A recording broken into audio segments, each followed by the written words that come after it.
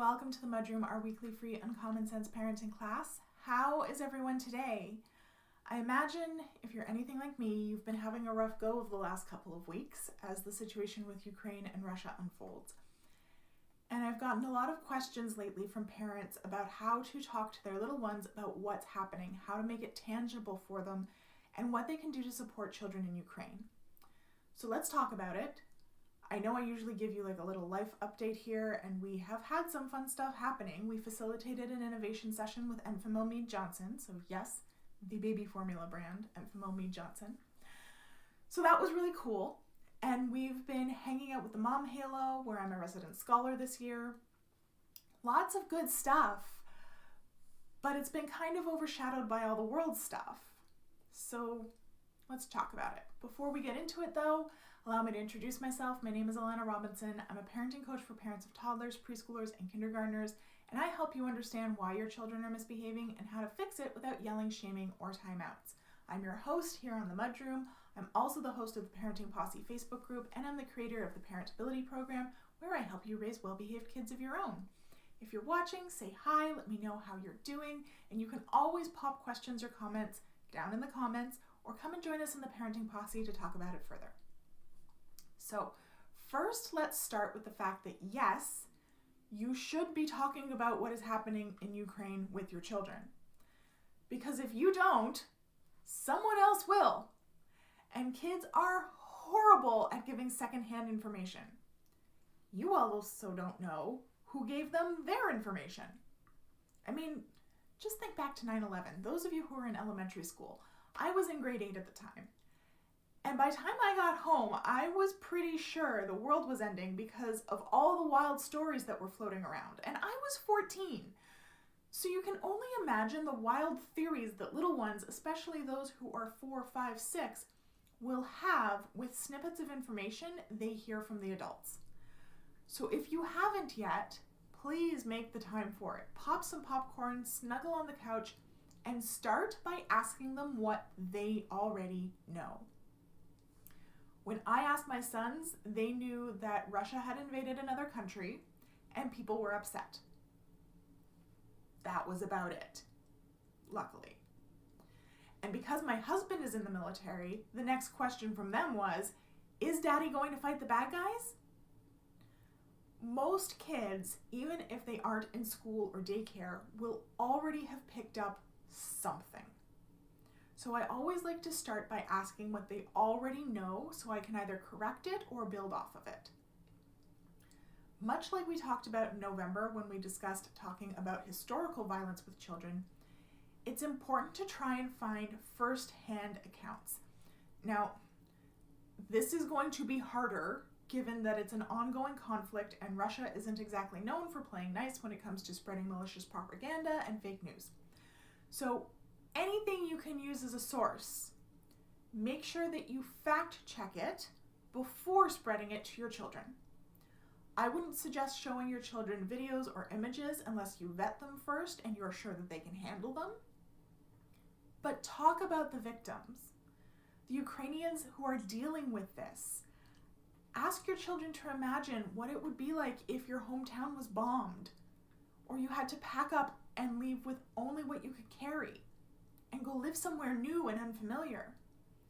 Children relate best to other children, so speaking about experiences they have on a daily basis and what this conflict means for children like them is the best way to make those connections. How do you think this is impacting their school or daycare? How do you think that makes them feel? Do you think that they're finding food? Where do you think they're finding it? Are they able to find a lot or a little of it? Where do you think they're sleeping? These are everyday things that our children take for granted, but they're a conduit that we can use to help foster understanding of the impacts. While you're speaking of the conflict and the impacts it's having, make sure to reassure your children that they are safe. And as always, tailor your conversation to your children and their emotional capacity. What I can say to my 2 children who are used to military terms and operations and they're used to imaginary violence may not be the same things that you can say to children who have no exposure to conflicts in the past. Just like I recommended while speaking about historical violence, make sure that you give them small chunks of information and wait for them to digest before giving them more. This is likely going to mean that you don't just have one big sit down and then you're done. It's going to be an ongoing conversation. I like to give my children 1 or 2 sentences worth of information and then wait for them to ask a question to expand.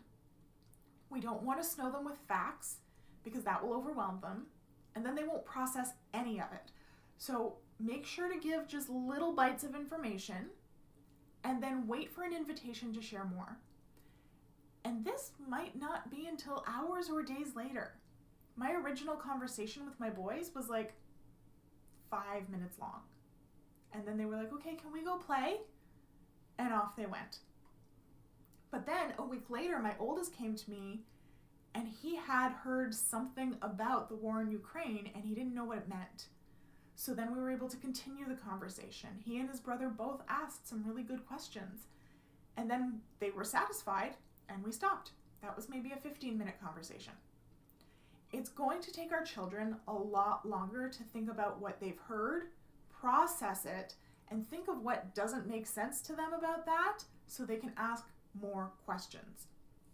Go into it with the intention of this being your first conversation in a series, not the conversation.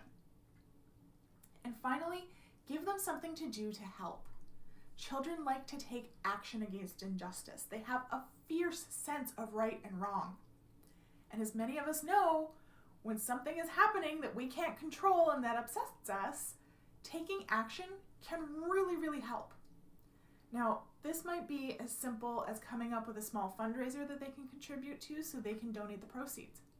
My sons have been working on a bottle drive for our neighborhood. They've been taking their wagon and they go and knock on our neighbors' doors to ask if they have any empties that they would like taken away, and the money that they are collecting from those bottles will go to Médecins Sans Frontières to help Ukraine.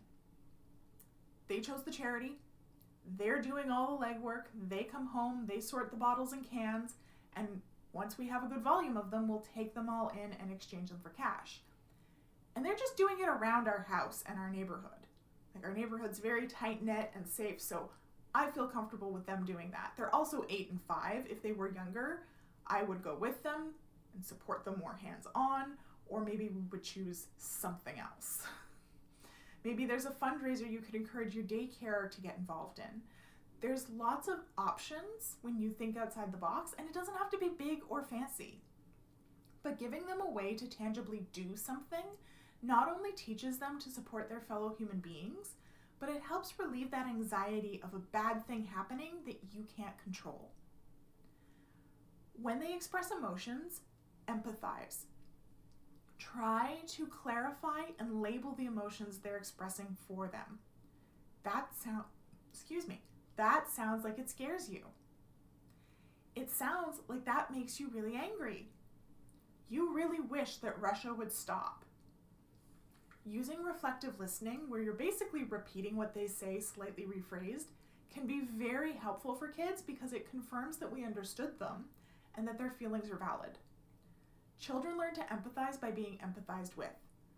So this is a good step to take, especially in a situation that is wildly lacking in empathy, because it will help them process those emotions and keep that connection to the victims. I know this is scary to talk about, and we want nothing more than to just bubble wrap them and pretend this isn't happening and that the world is a safe place the entire earth over. But let's give our kids some credit.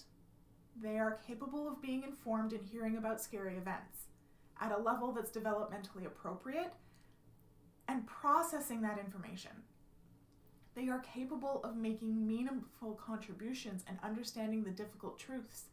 And as long as we keep this an ongoing, empathetic, supportive conversation, honesty is always the best policy.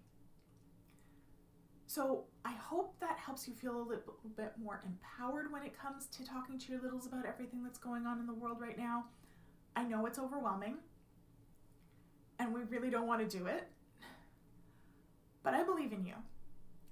And if you need support or are having difficulty figuring out a way to answer a question that comes up in a developmentally appropriate way, you can always tell them that that's a really good question. I'm going to have to think about it. And then come tell us in the parenting posse, and we'd be happy to talk you through it and give you some options, help you brainstorm how you could address that. The link for the group is in the description. Thank you so much for joining me today. I hope you have a fabulous rest of your week, and I'll see you next week for another Uncommon Sense Parenting class. Bye.